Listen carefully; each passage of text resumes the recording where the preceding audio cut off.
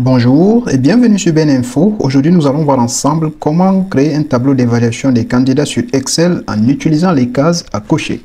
Nous avons un exemple à l'écran. Notre tableau est constitué de plusieurs colonnes. Première colonne, ce sont les noms des candidats. Les trois colonnes suivantes, ce sont les critères d'évaluation du candidat. La colonne suivante, c'est la colonne validation. Chaque fois que ce sera coché ici, ça veut dire que le candidat a validé l'évaluation. Et dans la dernière colonne, nous avons la colonne de notes, dans laquelle nous avons la barre de progression en fonction de son pourcentage. Donc, dès que le candidat aura validé deux critères d'évaluation ici, la validation sera cochée en vert. Et le nom du candidat va également passer de manière automatique au vert. Par exemple, lorsque je choisis comme ça,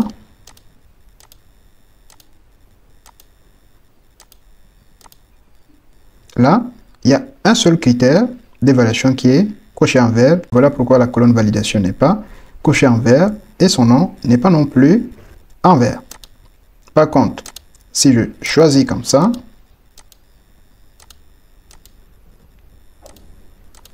là, on voit qu'au moins deux critères sont cochés en vert. Voilà pourquoi la colonne validation est cochée également en vert et le nom du candidat est en vert.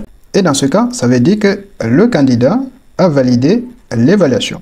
Donc, au fur et à mesure que nous allons cocher comme ça, de manière automatique, la validation se mettra à jour.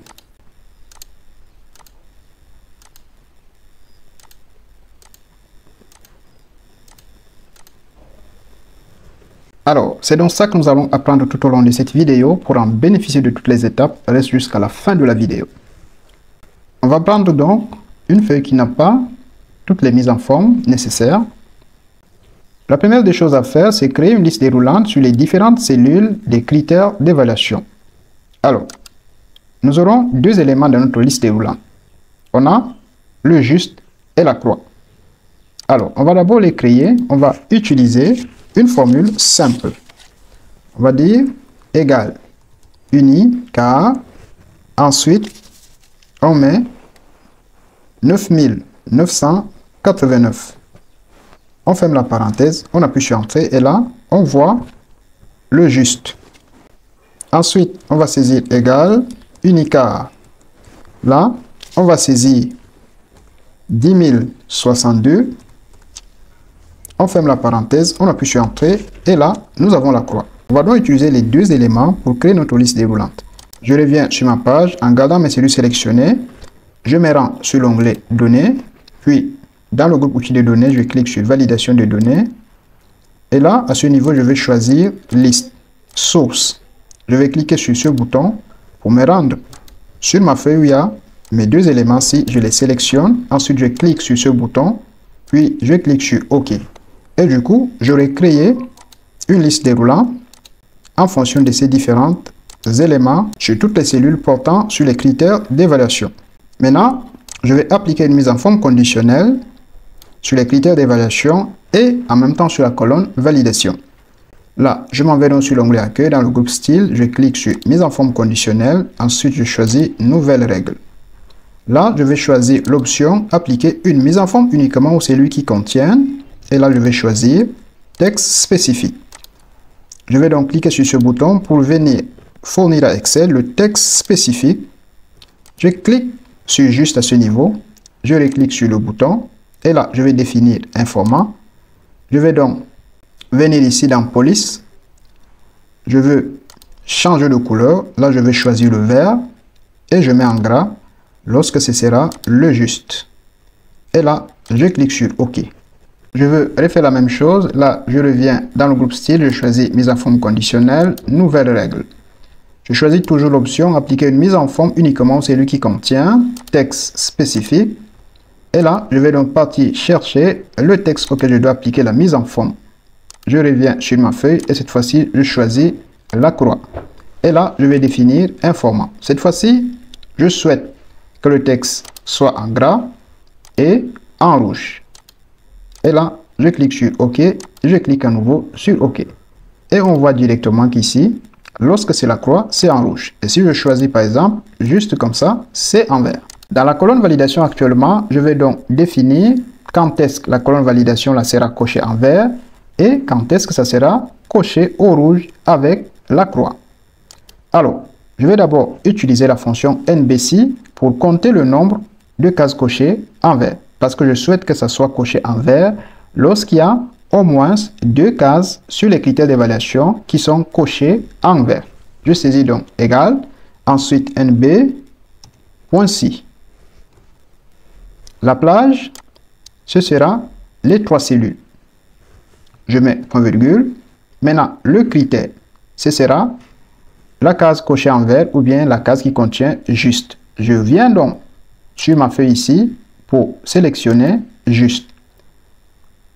Ensuite, je ferme la parenthèse, j'appuie sur Entrée et là, il me dit qu'il y a une case qui est cochée avec juste. Et comme feuille 3 points d'exclamation dessin n'est pas sur ma feuille ici, je dois le fixer pour pouvoir générer sur d'autres cellules. J'appuie sur F4 et je valide sur Entrée. Et là maintenant, je peux double-cliquer pour générer sur toutes les autres cellules de la colonne validation. De cette façon, dès que je veux cocher, comme ça, au fur et à mesure, la colonne validation va également se mettre à jour. Maintenant, mon objectif, c'est cocher avec juste ou avec la croix. Je veux que ce soit coché en vert ici, lorsque il y a au moins 2 cases cochées en vert parmi les 3 critères d'évaluation. Dans ce cas, lorsque j'aurai ici 2, il faut que ça me coche en vert. Et lorsque ce sera 1 ou 0, il faut que ça me coche en rouge. Là, je vais donc revenir sur la première formule. Je vais utiliser la fonction si. Je vais dire, si le nombre que NBC nous donne là est supérieur ou égal à 2, alors dans ce cas, il faut que ça coche en vert. Je vais donc dire supérieur ou égal à 2, point virgule.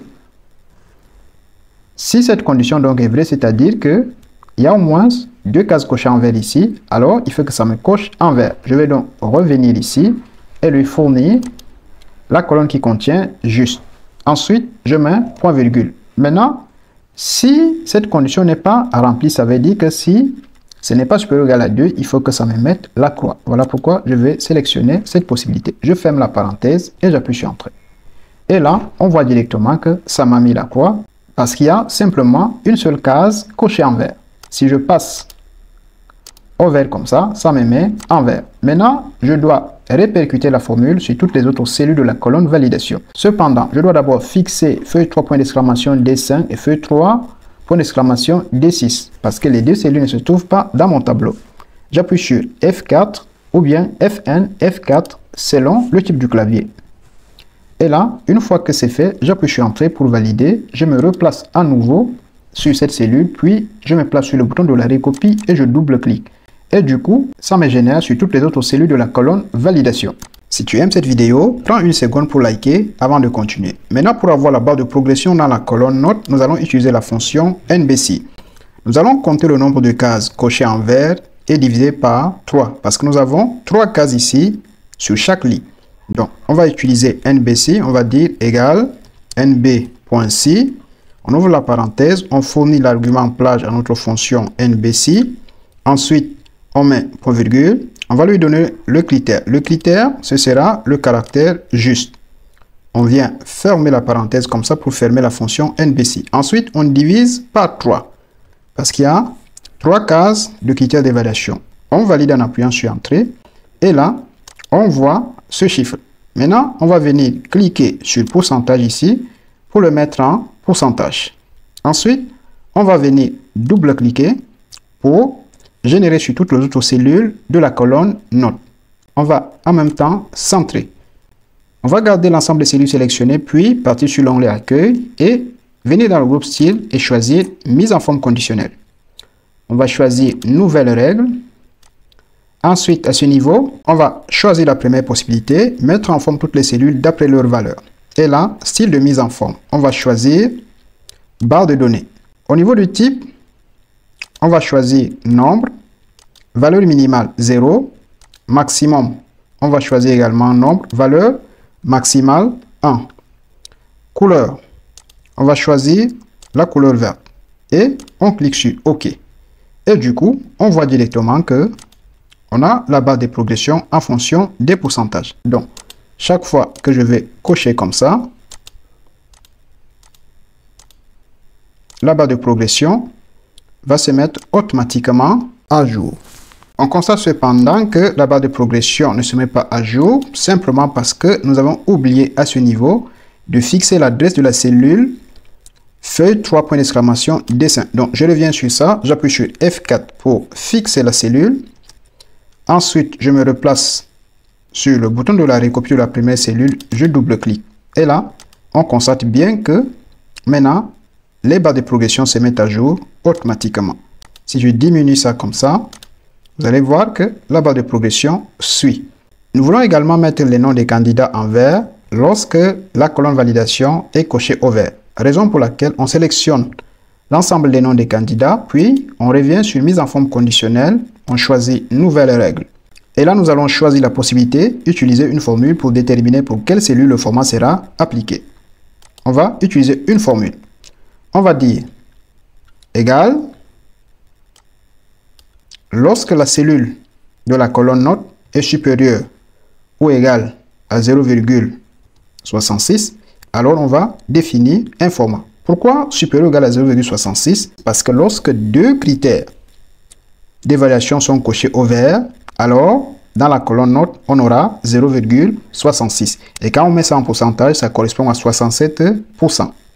Maintenant, on va enlever également le dollar sur 5 parce qu'on veut que la formule s'applique sur toutes les cellules sélectionnées. On définit maintenant le format en cliquant sur format. Là, on va choisir le gras. La couleur de police, on va choisir le vert. On clique sur OK. Et là, on clique sur OK. Et du coup, on voit que les deux premiers noms sont déjà en vert.